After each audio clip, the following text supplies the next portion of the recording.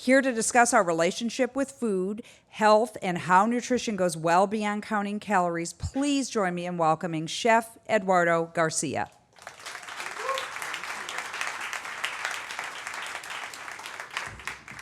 It's an honor to be here in these talks today. It's an honor to be in New York City, where my mother's from. I have so much family and roots here, and we're here to talk about our roots and our family and our culture, correct?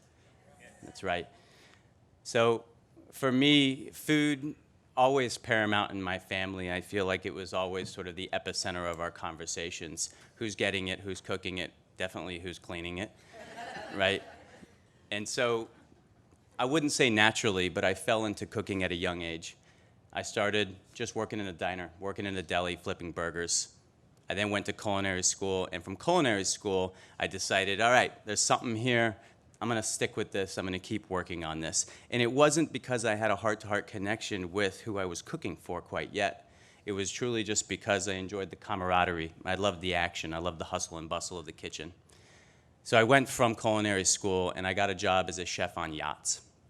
I got a job traveling the world. It was a dream. In this photo, I'm in the south of France with this case of tomatoes, just beautiful. And I kind of look pretty intentionally bound on these arugula and tomatoes, and that's because I am a chef. My job is to be the champion and the protector between your health and how you get there, which is nutrition, caloric count, food. And I feel like in my early 20s, I wasn't quite getting there. However, traveling through 20 to 30 different countries, my home was a yacht. I would wake up in a new port of call every single day. And my job was to go to the market and find what was fresh, find what was in season. But beyond all of that, what superseded those things was, who am I cooking for? What are their needs? What are their desires? What do they love? What are they in the mood for? We may be in some obscure island in the Mediterranean. They're looking for some obscure little clam for a pasta dish. Well, now all of a sudden, that's my job, is to go do that. Very, very exciting. And what was really beautiful about that experience, though, is that for me, one of my sweet spots is my family and cooking with my family. It binds us together. It brings all of us together, I actually think. So for 10 years, I had the opportunity to travel the world and work through a variety of different diets, a variety of different needs and wants. And then it all got to compound invest when I got to go home to my father, Eduardo Garcia, who was the member of our family living with heart disease, living with diabetes. And so as a family, I got to graduate through my 20s. And every time I would come home, I had an opportunity to share what I'd learned.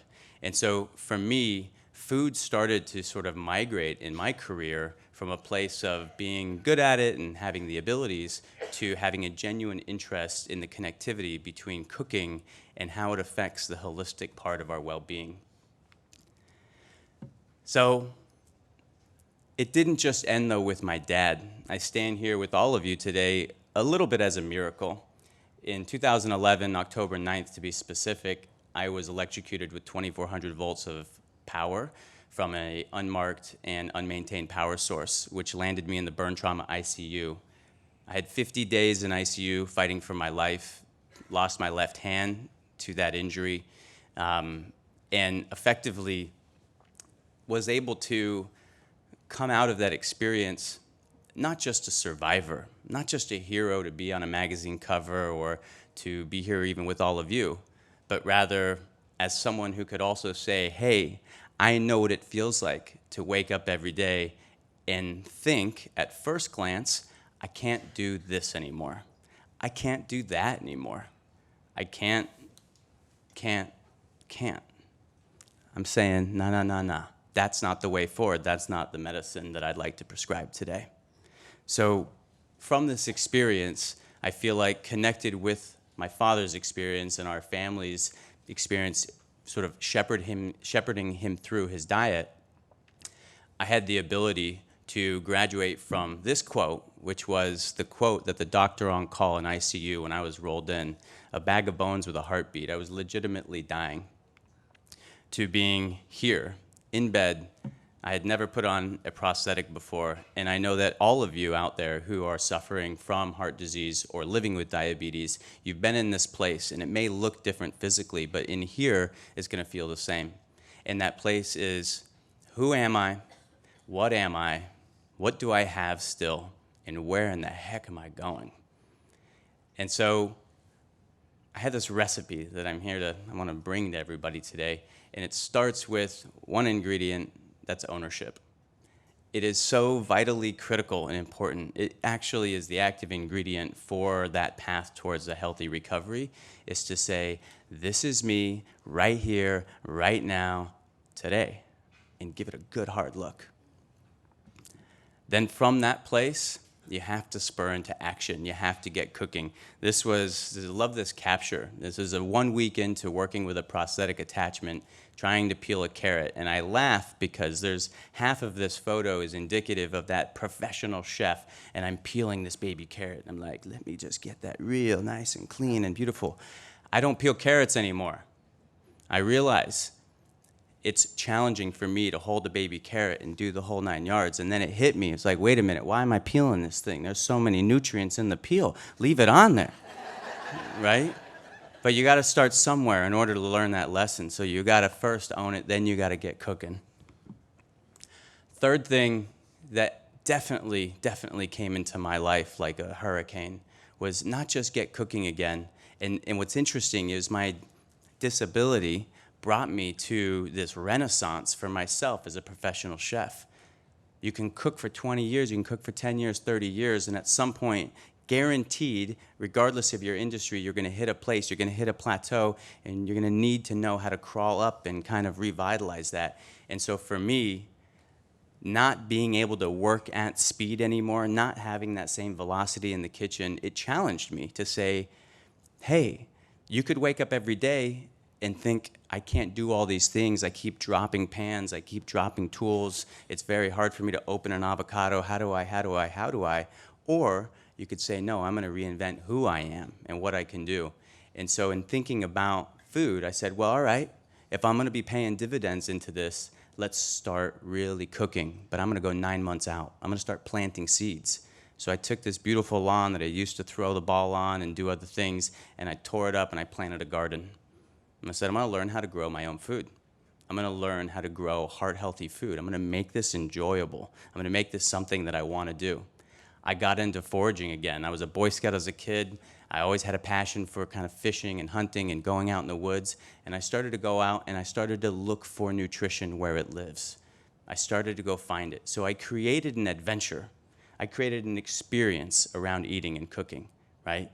So instead of looking at sort of this tremendous obstacle every day, rather, every morning when I woke up, it was this tremendous opportunity of where is this going to take me? Where is this adventure going to go? From there, I realized I started to find myself cooking over open fires, being outside more, being in nature, which I truly feel is a prescription for life, and then cooking whole foods more. Again, not peeling the carrot, taking whole squashes and saying, I'm going to roast this whole squash just like this. And so on the one hand, from the perspective of a recipe and a method, we all could look at this heart-healthy recipe and say, gosh, there's a lot to do there. And yet at the same time, my encouragement to so many as a chef is always, hey, make it simple, bring it back. Just start by roasting a whole fruit or a whole vegetable. That's kind of the experience, and enjoy that. Watch, it takes less time. And then, of course, I brought my experience back home. And so needing to invest more into what I was eating, how I was eating, and then, of course, how my dad was eating and those around me, it meant I found myself at home more, which was a beautiful, beautiful thing for being someone who travels twice a week and is consistently on the road. So now when I'm home with my wife, we say, hey, what are we making tonight? What are we cooking? And so this perceived obstacle of how to eat healthy and how to take care of our bodies, we kind of shifted it on its axis and said, no, we're not going to see this as being a challenge, and we're not going to see your amputation and what you've gone through as a disability, but we're going to drop the first part of that word and say, well, this is our new ability. Let's focus on that. Let's invest in that. Let's put the time into making dinner something that we celebrate and we do together.